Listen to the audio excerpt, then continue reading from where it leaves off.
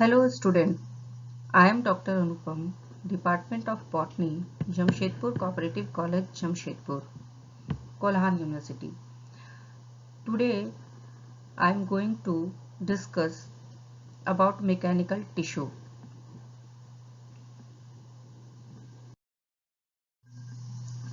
Mechanical tissue are special types of tissues that provide mechanical strength or support to the plants or plant parts.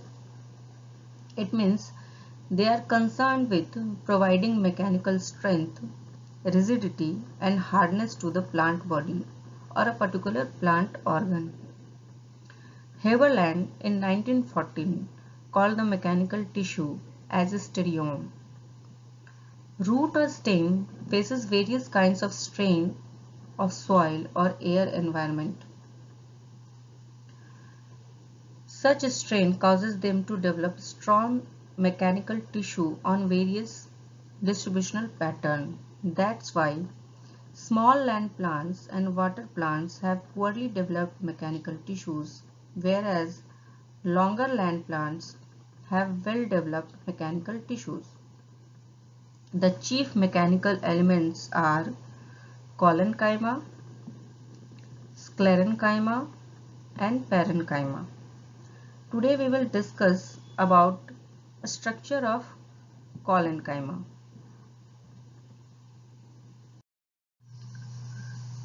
Collenchyma derived from Greek word colla or glue.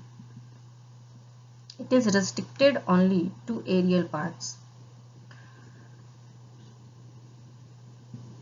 It is rarely found in roots and absent in monocots.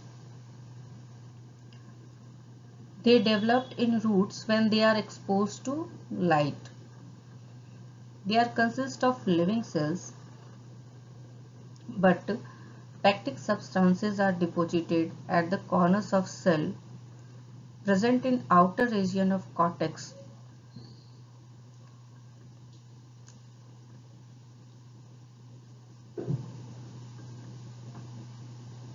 of stem, leaves, petiole or of dicot plant. Collenchyma is closely related to parenchyma. It has thicker walls and longer cells. It differs from sclerenchyma in the presence of protoplast at maturity and in wall structure. Collenchyma cells vary in shape and size. The smaller cells are prismatic, while the elongated ones are usually with oblique or tapering ends. Individual collenchyma cell may often attain length of 2 mm. The wall of collenchyma are chiefly composed of cellulose and pectic compounds and contain much water. The thickening on the walls of collenchymatous cells are unevenly distributed. Normally, the wall thickening is present in corners. These are the wall thickening. They contain cellulose, pectin and hemicellulose. They are closely packed and may or may not have intercellular spaces.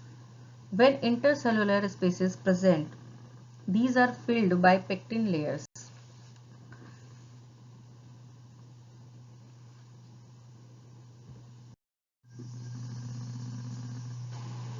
Types of collenchyma. On the basis of thickening of the cell wall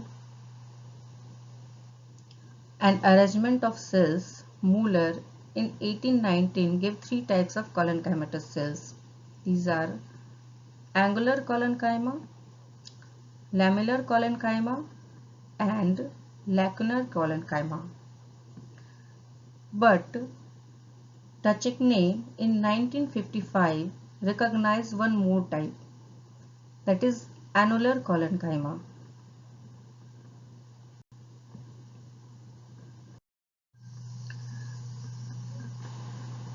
The first one is angular collenchyma. It is most common type of collenchyma where the thickening are primarily at the corners or angles of the cell.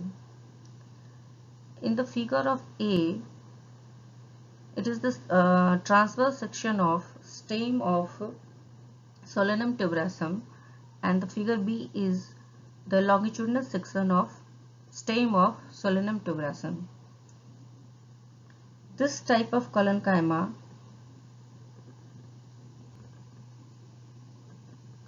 The cells of this type of collenchyma are compact and irregularly arranged. In this section, thickening are seen to be in those places where three or more cells meet. This type of collenchyma found in stem of Dhatura, leaf petiole of Vitis, Begonia, Cucurbita, stem of Solanum tuberosum, Atropa belladonna, Dahlia, etc. The next one is lamellar collenchyma. In this second type of collenchyma, thickening are mainly on tangential wall of the cell. In this type of collenchyma, cells are compactly arranged without intercellular spaces.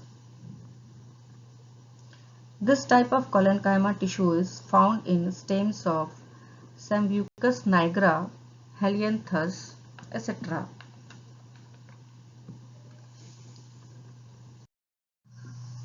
The third one is lacular collenchyma. In this type of collenchyma, the thickening appears in those parts of the cell wall that face intercellular spaces. The thickening appear at the intercellular space facing part of the cells. This type of collenchyma is also called tubular or lacunate collenchyma. This type of collenchyma found in petiole of salvia, cucurbita, malva, and in the members of Compositae family. The fourth one is annular collenchyma.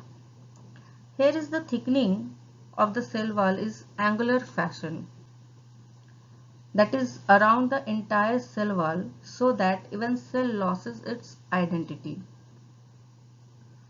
in which the cell's lumen is almost circular in cross section.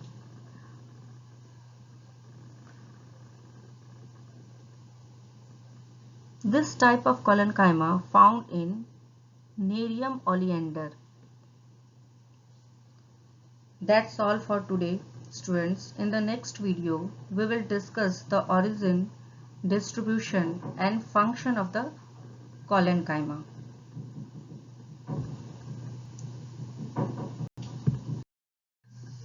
Thanks for patience listening.